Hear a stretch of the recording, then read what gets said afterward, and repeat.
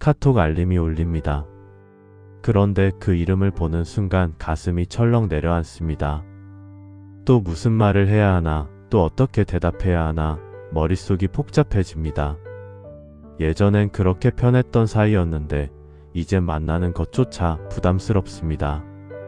웃으면서 대화하지만 마음 한편엔 상처가 그대로 남아 있습니다. 관계가 이렇게 힘든 줄 몰랐습니다. 사랑하고 싶은데 마음이 다치고 용서하고 싶은데 기억이 되살아납니다. 이해하려고 애쓰지만 자꾸만 오해가 쌓이고 다가가려 하면 할수록 더 멀어지는 것만 같습니다. 가족이라는 이름 아래 더 깊은 상처를 받기도 합니다. 피를 나눈 사이인데 왜 이렇게 마음이 통하지 않을까요? 부모와 자녀 사이에, 형제자매 사이에, 부부 사이에 보이지 않는 벽이 세워져 있습니다. 직장에서도 관계는 짐이 됩니다. 함께 일해야 하는데 얼굴 보는 것조차 힘듭니다. 동료의 말 한마디가 하루 종일 마음에 걸리고 상사의 표정 하나에 밤잠을 설칩니다. 심지어 교회 안에서도 관계의 상처는 찾아옵니다. 믿음의 가족이라 불렀던 사람들 사이에서 오히려 더 깊은 실망을 경험합니다. 함께 예배드리고 기도했던 사이인데 이제는 눈도 마주치기 어렵습니다. 그런 경험 있으신가요? 관계 때문에 기도가 막힌 적이 있으신가요? 그 사람 생각만 하면 가슴이 답답하고 숨이 막히는 것 같지 않으신가요? 여러분은 혼자가 아닙니다. 지금 이 시간에도 수많은 사람들이 관계의 어려움으로 눈물 흘리고 있습니다. 말하지 못하는 상처를 안고 하루하루를 버티고 있습니다. 그런데 하나님은 알고 계십니다. 여러분의 그 막힌 마음을, 그 깊은 상처를, 그 설명할 수 없는 아픔을 하나님은 다 아십니다. 그리고 바로 그 자리에 하나님이 함께 하신다고 성경은 말씀하십니다. 오늘 우리는 관계의 어려움으로 힘든 이들을 위한 기도를 함께 나누려고 합니다. 단절된 관계를 회복시키시는 하나님, 상처받은 마음을 치유하시는 하나님, 불가능해 보이는 관계 속에서도 역사하시는 하나님을 만나게 될 것입니다. 이 기도를 통해 여러분의 관계에 하나님의 은혜가 흘러가기를 간절히 소망합니다. 그럼 지금부터 관계의 회복과 치유를 위한 10가지 기도를 함께 드리겠습니다.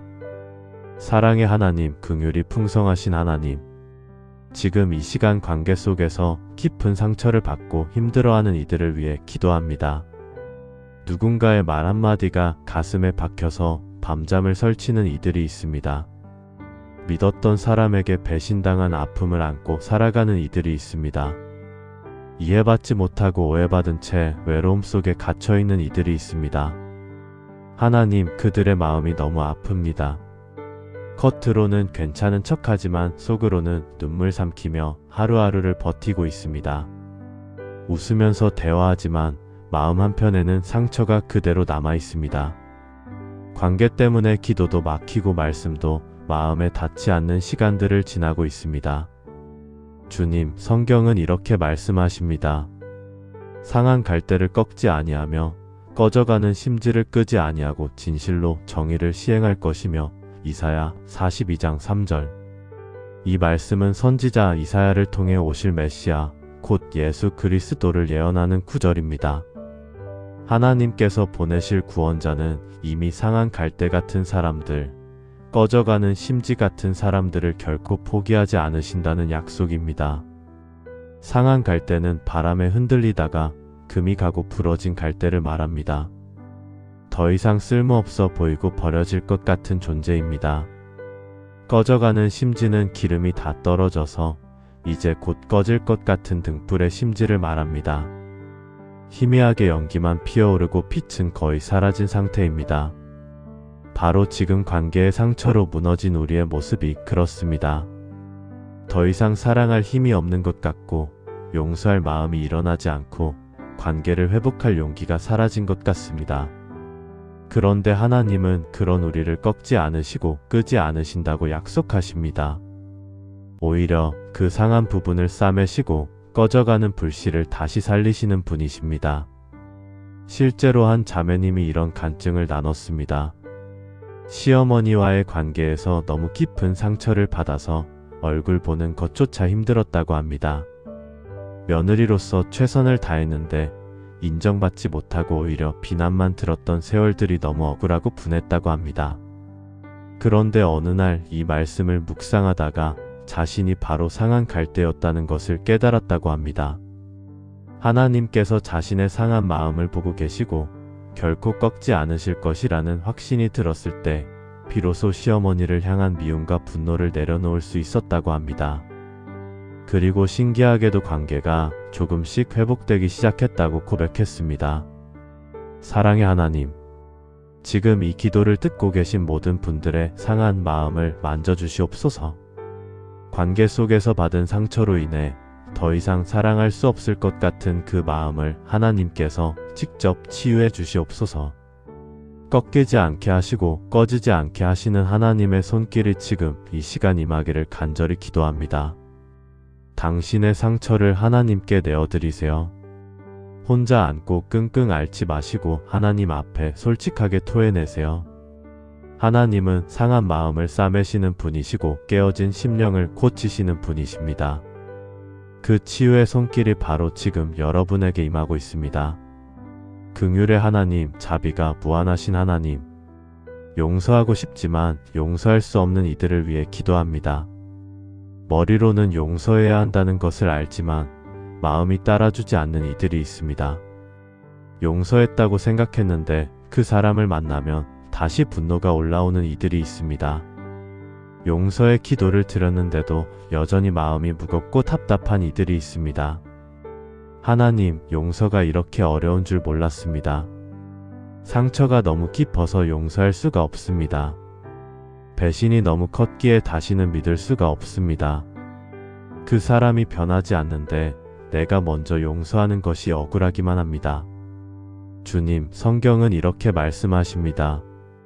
서로 친절하게 하며 불쌍히 여기며 서로 용서하기를 하나님이 그리스도 안에서 너희를 용서하심과 같이 하라. 에베소서 4장 32절.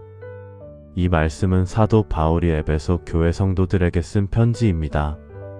당시 에베소 교회는 유대인과 이방인이 함께 모인 공동체였고 서로 간의 문화적 차이와 갈등이 많았습니다. 바울은 그들에게 용서의 원리를 가르치면서 하나님의 용서를 기준으로 삼으라고 말합니다. 여기서 핵심은 하나님이 그리스도 안에서 너희를 용서하심과 같이라는 부분입니다. 우리는 하나님께 용서받을 자격이 없는 죄인이었습니다. 우리의 죄가 얼마나 크고 무거운지 우리 스스로도 다 알지 못합니다. 그런데 하나님은 예수 그리스도의 십자가를 통해 우리의 모든 죄를 용서하셨습니다. 조건 없이, 값 없이 일방적으로 용서하셨습니다. 그렇다면 우리가 다른 사람을 용서하는 것은 의무가 아니라 은혜의 반응입니다. 용서받은 자가 용서하는 것이고 사랑받은 자가 사랑하는 것입니다. 내가 먼저 용서해서 손해보는 것이 아니라 이미 받은 은혜를 나누는 것입니다. 한 집사님이 이런 이야기를 나눴습니다. 오랜 친구가 자신을 배신하고 큰 금전적 손해를 입혔다고 합니다. 몇 년 동안 그 친구를 용서할 수 없어서 원망과 분노 속에 살았다고 합니다. 교회에 나가고 기도하면서도 그 친구 생각만 하면 이를 갈았다고 합니다. 그런데 어느 날 십자가 앞에서 기도하다가 깨달았다고 합니다. 예수님이 나를 위해 십자가에서 흘리신 피의 값이 내가 받은 상처보다 훨씬 크다는 것을 말입니다.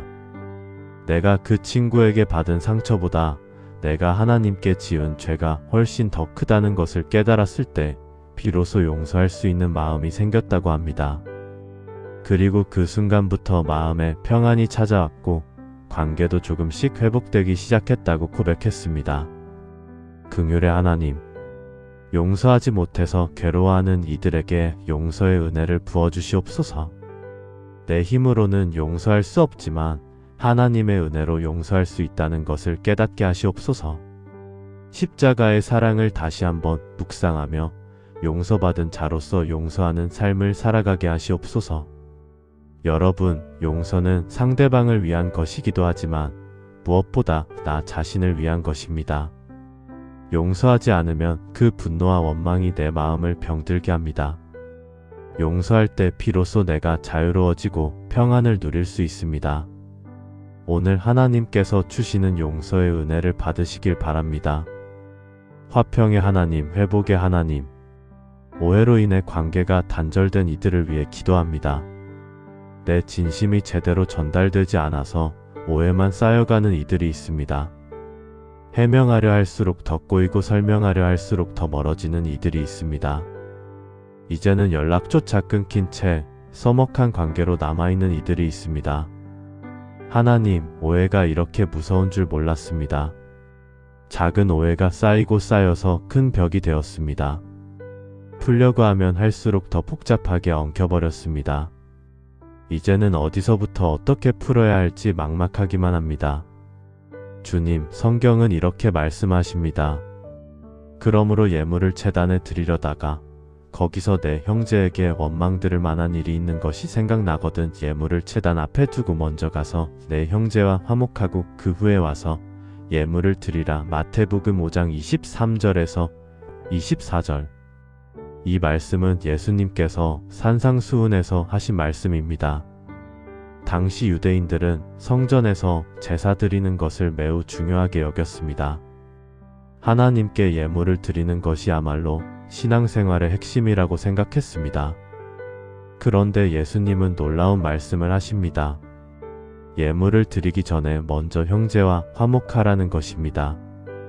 하나님과의 관계보다 사람과의 관계를 먼저 회복하라는 것처럼 들립니다. 물론 이것은 하나님과의 관계가 덜 중요하다는 뜻이 아닙니다. 오히려 하나님과의 관계가 진정으로 회복되면 반드시 사람과의 관계도 회복된다는 의미입니다. 하나님께 예배드리면서 형제와 원수되어 지내는 것은 위선입니다. 하나님을 사랑한다고 고백하면서 이웃을 미워하는 것은 거짓입니다. 진정한 예배는 화목한 관계 속에서 드려지는 것입니다. 그래서 예수님은 먼저 가서 화목하고 그 후에 예물을 드리라고 말씀하십니다. 한 청년이 이런 간증을 나눴습니다. 대학 시절 가장 친했던 친구와 사소한 오해로 싸웠다고 합니다. 서로 자존심 때문에 먼저 연락하지 못하고 몇 년이 흘렀다고 합니다. 교회에서 예배 드릴 때마다 그 친구 생각이 나서 마음이 불편했다고 합니다. 그런데 이 말씀을 듣고 결심했다고 합니다. 더 이상 예배와 관계를 분리할 수 없다는 것을 깨달았고 용기를 내서 먼저 연락했다고 합니다. 처음에는 어색했지만 솔직하게 마음을 나누면서 오해가 풀렸고 관계가 회복되었다고 합니다. 그리고 그 후로 예배가 전과는 다르게 은혜롭게 느껴졌다고 고백했습니다. 화평의 하나님, 오해로 인해 단절된 관계들을 회복시켜 주시옵소서. 먼저 다가갈 수 있는 용기를 주시고 진심을 전할 수 있는 지혜를 주시옵소서. 자존심과 두려움을 내려놓고 화목의 손을 내밀 수 있게 하시옵소서. 여러분, 먼저 다가가는 것이 지는 것이 아닙니다. 먼저 손 내미는 것이 약한 것이 아닙니다. 오히려 그것이야말로 가장 용기 있는 행동이고 성숙한 믿음입니다.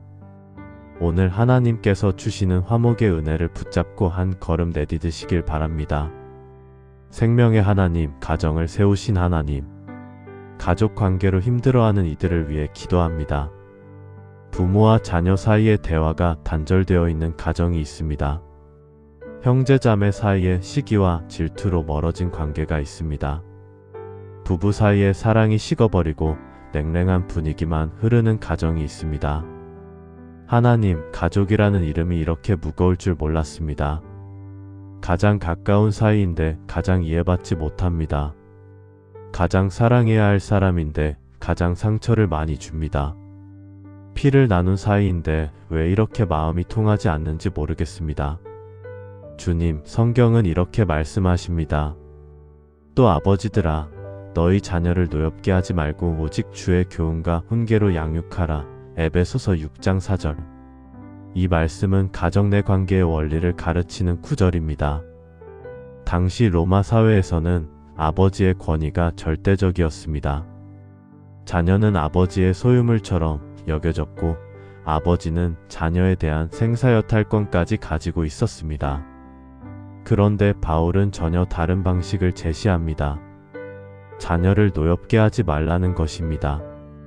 이것은 아버지의 권위를 내려놓으라는 뜻이 아니라 권위를 사랑으로 사용하라는 뜻입니다. 힘으로 누르고 강압적으로 복종시키는 것이 아니라 주의 교훈과 훈계로 양육하라는 것입니다. 여기서 교훈은 하나님의 말씀을 가르치는 것이고 훈계는 잘못을 바로 잡아주는 것입니다. 그런데 이 모든 것의 전제는 사랑입니다. 사랑 없는 교훈은 율법이 되고 사랑 없는 훈계는 정죄가 됩니다. 가족 관계의 핵심은 권위나 의무가 아니라 사랑과 존중입니다. 이 원리는 부모 자녀 관계뿐 아니라 모든 가족 관계에 적용됩니다. 부부 사이에도 서로를 노엽게 하지 말고 존중하며 사랑해야 합니다. 형제 자매 사이에도 경쟁하고 비교하지 말고 격려하며 세워주어야 합니다. 가족이기 때문에 함부로 대하는 것이 아니라 가족이기에 더 귀하게 여겨야 합니다. 한 어머니가 이런 간증을 나눴습니다. 사춘기 아들과의 관계가 너무 힘들었다고 합니다. 아들은 방문을 닫고 나오지 않았고 대화는 단절되었다고 합니다. 어머니는 매일 아들을 위해 기도했지만 관계는 나아지지 않았다고 합니다. 그런데 이 말씀을 묵상하면서 깨달았다고 합니다. 자신이 아들을 노엽게 했다는 것을 아들의 마음을 이해하기보다 자신의 기준으로만 판단했다는 것을 말입니다. 그날부터 아들에게 먼저 사과하고 아들의 이야기를 진심으로 들어주기 시작했다고 합니다. 시간이 걸렸지만 조금씩 아들이 마음을 열기 시작했고 지금은 가장 친한 친구 같은 사이가 되었다고 고백했습니다. 생명의 하나님, 가족 관계로 힘들어하는 이들에게 회복의 은혜를 부어주시옵소서. 서로를 노엽게 하는 말과 행동을 멈추게 하시고 사랑과 존중으로 대할 수 있게 하시옵소서. 가정 안에 하나님의 평강이 임하여 진정한 쉼터가 되게 하시옵소서. 여러분, 가족은 하나님이 주신 가장 소중한 선물입니다. 가까이 있을 때는 그 소중함을 모르다가 멀어지고 나서야 깨닫게 됩니다. 늦기 전에 가족을 귀하게 여기시고 사랑을 표현하시길 바랍니다. 오늘 하나님께서 여러분의 가정에 회복의 기적을 행하실 것입니다. 지혜의 하나님, 모든 상황을 주관하시는 하나님, 직장 내 관계로 힘들어하는 이들을 위해 기도합니다. 상사의 부당한 대우로 매일 출근이 두려운 이들이 있습니다. 동료의 시기와 질투로 왕따를 당하며 외로워하는 이들이 있습니다. 후배의 무례한 태도로 상처받으면서도 참아야 하는 이들이 있습니다. 하나님, 직장 생활이 이렇게 힘든 줄 몰랐습니다. 일 자체보다 사람 때문에 더 힘듭니다. 능력으로 인정받기보다 정치적 관계로 평가받는 것 같습니다.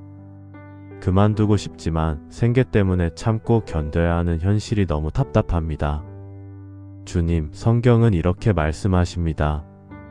무슨 일을 하든지 마음을 다하여 주께 하듯 하고 사람에게 하듯 하지 말라. 골로새서 3장 23절.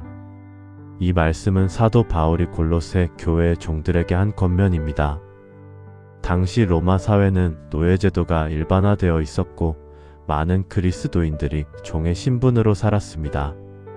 그들은 주인의 부당한 대우와 차별을 견디며 살아야 했습니다. 바울은 그들에게 혁명을 일으키라고 하지 않았습니다. 주인에게 복수하라고 하지도 않았습니다. 대신 일하는 자세를 바꾸라고 권면합니다. 사람에게 하듯 하지 말고 주께 하듯 하라는 것입니다. 이것은 단순히 열심히 일하라는 뜻이 아닙니다. 일의 주인이 사람이 아니라 하나님이라는 것을 기억하라는 뜻입니다.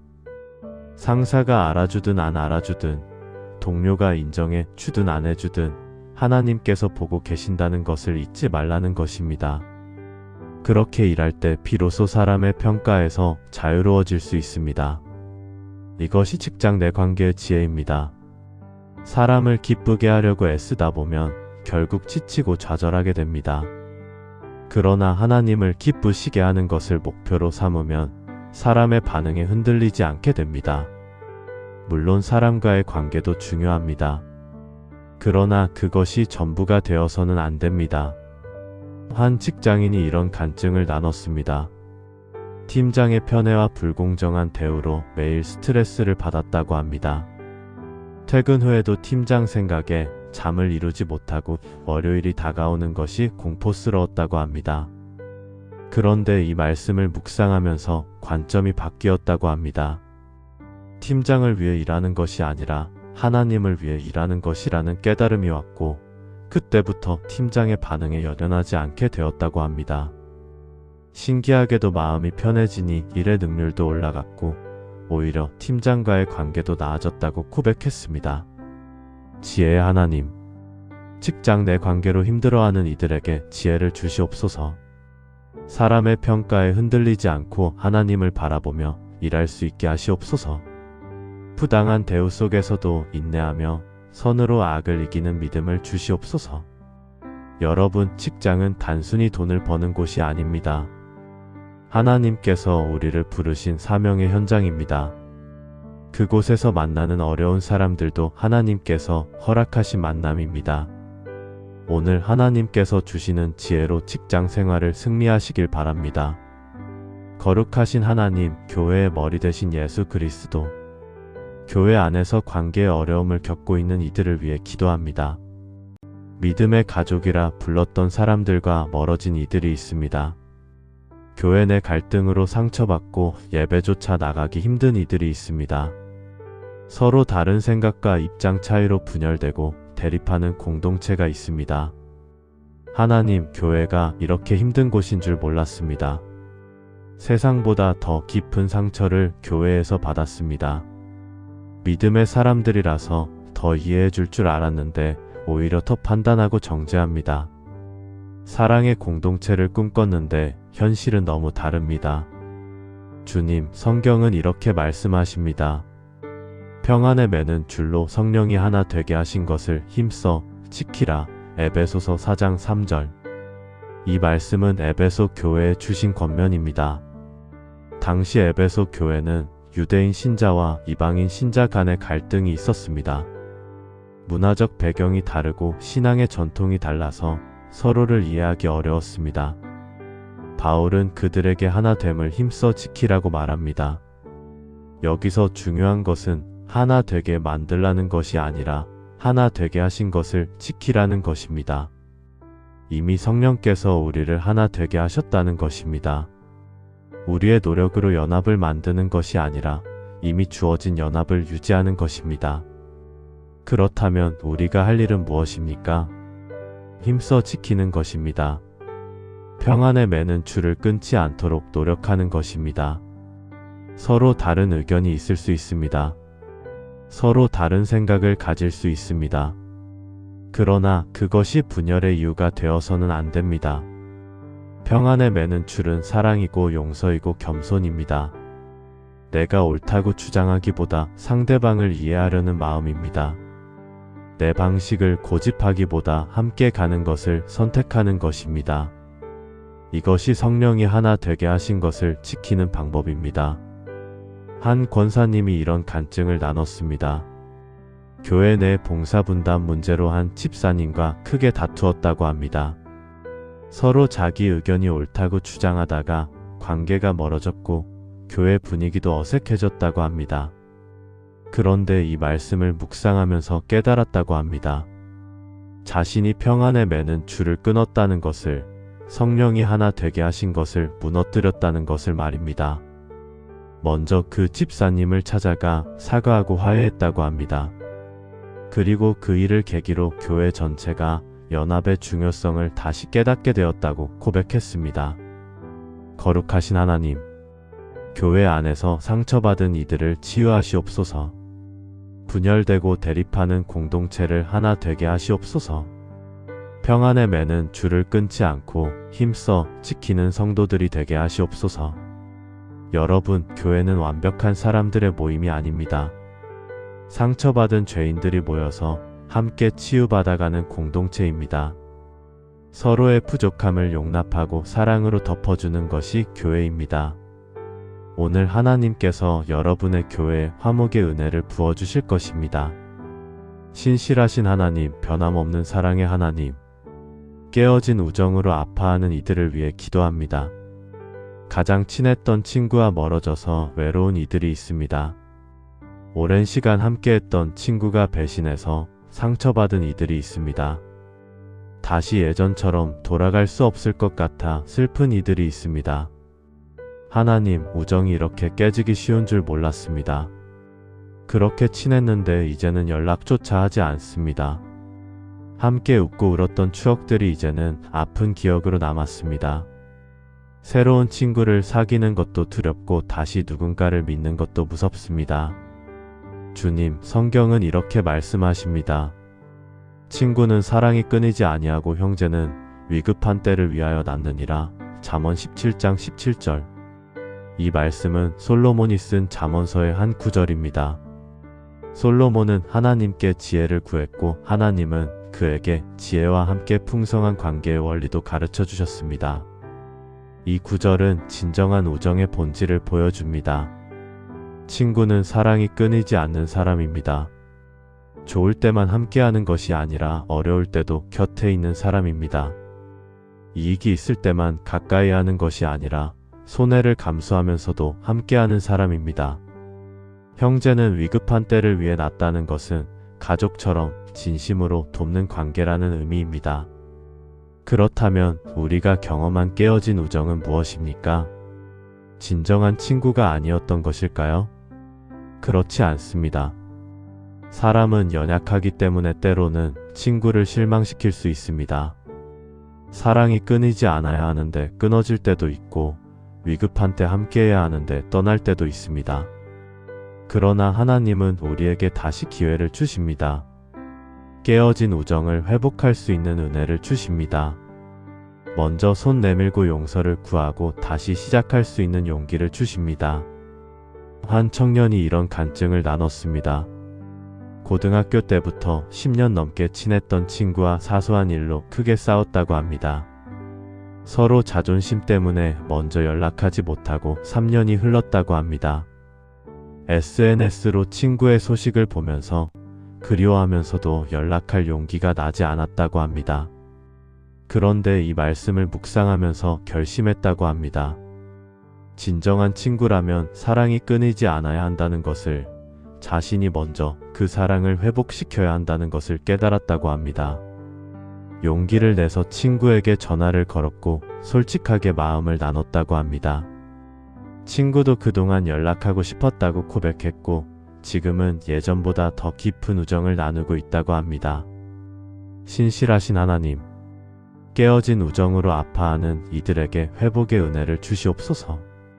먼저 손 내밀 수 있는 용기를 주시고 진정한 친구가 무엇인지 깨닫게 하시옵소서. 사랑이 끊이지 않는 우정을 회복하고 평생 함께 갈 친구를 허락해 주시옵소서.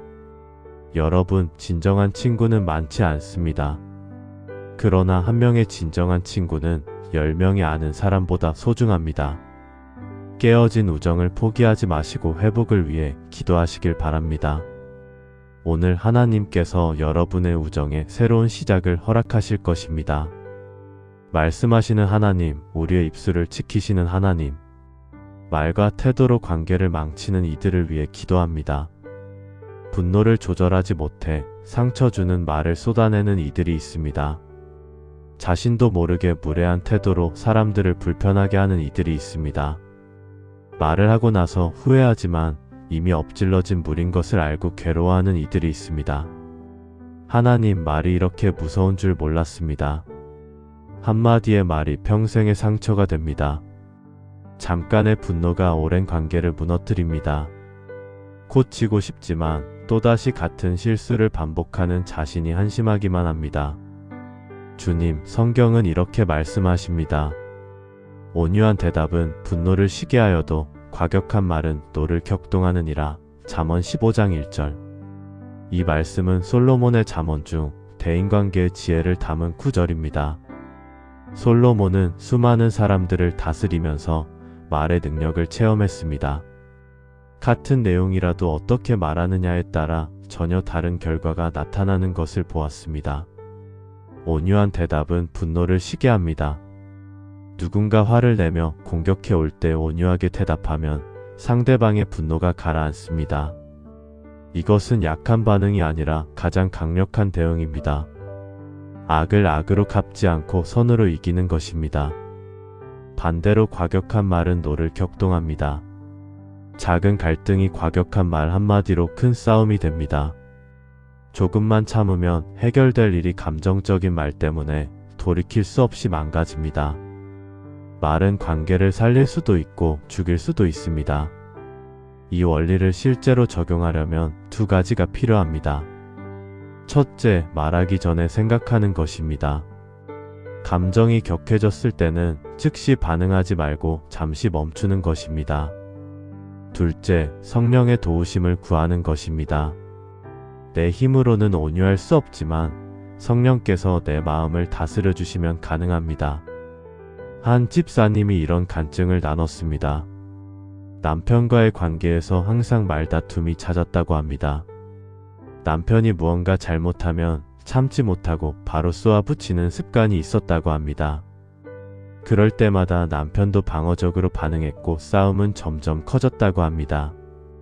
그런데 이 말씀을 묵상하면서 자신의 말을 돌아보게 되었다고 합니다. 온유한 대답을 연습하기 시작했고 화가 날 때는 잠시 멈추고 기도했다고 합니다. 처음에는 어색하고 어려웠지만 점점 익숙해졌고 놀랍게도 남편도 변하기 시작했다고 합니다. 지금은 부부싸움이 거의 없고 대화가 즐거운 관계가 되었다고 고백했습니다. 말씀하시는 하나님, 말과 태도로 관계를 망치는 이들을 변화시켜 주시옵소서. 온유한 대답으로 분노를 쉬게 하는 지혜를 주시옵소서. 과격한 말을 하기 전에 멈추고 성령의 도우심을 구하는 습관을 주시옵소서. 여러분, 말은 습관입니다. 한 번에 바뀌지 않지만 의식적으로 연습하면 변할 수 있습니다. 오늘부터 내가 하는 말을 점검하고 온유함을 연습해 보세요. 하나님께서 여러분의 입술을 지키시고 관계를 회복시켜 주실 것입니다. 모든 것을 아시는 하나님, 마음을 감찰하시는 하나님, 상대방을 이해하지 못해 힘든 이들을 위해 기도합니다. 왜 저렇게 행동하는지 도무지 이해가 되지 않는 사람이 있습니다. 내 입장에서만 생각하고 상대방의 입장은 헤아리지 못하는 자신을 발견합니다. 서로 다른 것을 인정하지 못하고 내 방식만 옳다고 고집하며 관계가 막힙니다. 하나님, 이해한다는 것이 이렇게 어려운 줄 몰랐습니다. 내가 겪어보지 못한 상황을 어떻게 이해할 수 있습니까? 내 성격과 정반대인 사람을 어떻게 받아들일 수 있습니까? 이해하려고 애쓰지만 답답하고 힘들기만 합니다. 주님, 성경은 이렇게 말씀하십니다. 남의 일을 돌보아 자기 일만 돌보지 말고 각각 다른 사람들의 일을 돌보라. 빌립보서 2장 4절. 이 말씀은 사도 바울이 빌립보 교회에 보낸 편지의 한 구절입니다. 빌립보 교회는 바울이 가장 사랑했던 교회였지만 내부적으로 갈등이 있었습니다. 유오디아와 순두계라는 두 여성 지도자 사이에 불화가 있었고 교회 전체가 영향을 받고 있었습니다. 바울은 그들에게 그리스도의 마음을 품으라고 권면합니다. 그리스도의 마음은 자기를 낮추고 다른 사람을 높이는 마음입니다. 자기 유익을 구하지 않고 다른 사람의 유익을 구하는 마음입니다. 이것이 바로 이해의 출발점입니다. 자기 일만 돌본다는 것은 자기중심적으로 생각하는 것입니다. 내 감정, 내 입장, 내 상황만 생각하는 것입니다. 그러나 다른 사람들의 일을 돌본다는 것은 상대방의 처지에서 생각해 보는 것입니다. 왜 저렇게 행동했을까? 무슨 어려움이 있을까? 어떤 아픔을 가지고 있을까? 헤아려 보는 것입니다. 이것은 상대방의 잘못을 눈감아 주라는 뜻이 아닙니다. 잘못은 잘못이지만 그 잘못 뒤에 있는 상처와 아픔을 이해하라는 것입니다. 완전히 같은 마음이 될 수는 없지만 최소한 그 사람의 입장에서 생각해 보려는 노력을 하라는 것입니다. 한 형제님이 이런 간증을 나눴습니다. 직장 동료가 항상 부정적이고 비협조적이어서 함께 일하기 힘들었다고 합니다. 그 동료 때문에 스트레스를 받고 피하게 되었다고 합니다. 그런데 어느 날 우연히 그 동료의 가정 사정을 알게 되었다고 합니다. 아픈 부모님을 혼자 간병하면서 경제적으로도 어려운 상황이었다고 합니다. 그 이야기를 듣고 나니 그 동료의 태도가 이해되기 시작했다고 합니다. 먼저 다가가서 도움을 제안했고 관심을 보여주었더니 그 동료가 마음을 열기 시작했다고 합니다. 지금은 가장 가까운 동료가 되었고 서로를 위해 기도하는 사이가 되었다고 고백했습니다. 모든 것을 아시는 하나님, 상대방을 이해하지 못해 힘든 이들에게 통찰력을 주시옵소서. 자기 일만 돌보지 않고 다른 사람들의 일을 돌아볼 수 있는 마음을 주시옵소서. 그리스도의 마음을 품고 낮아져서 상대방을 이해하는 은혜를 주시옵소서. 여러분, 모든 사람에게는 보이지 않는 사연이 있습니다. 겉으로 보이는 태도 뒤에는 상처와 아픔이 숨어 있습니다. 판단하기 전에 이해하려고 노력해보세요. 하나님께서 여러분에게 상대방의 마음을 헤아리는 지혜를 주실 것입니다. 소망의 하나님, 새롭게 하시는 하나님, 관계 회복을 꿈꾸지만 용기가 나지 않는 이들을 위해 기도합니다. 너무 오랜 시간이 흘러서 이제는 불가능할 것 같은 이들이 있습니다. 먼저 다가가고 싶지만 거절당할까 봐 두려운 이들이 있습니다.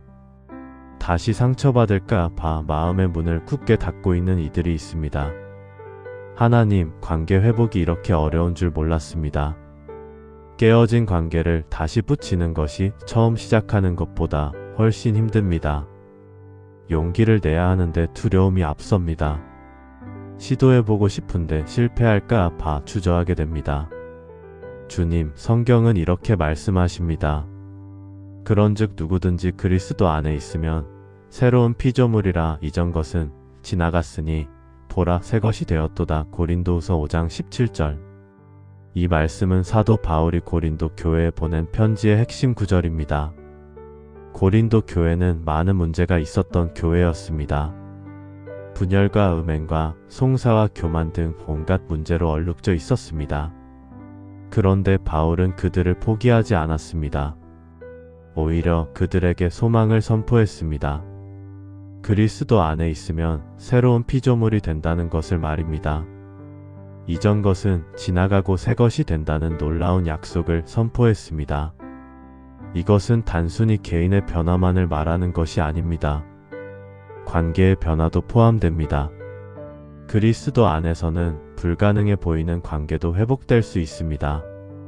오랜 시간 굳어진 관계도 새롭게 될 수 있습니다.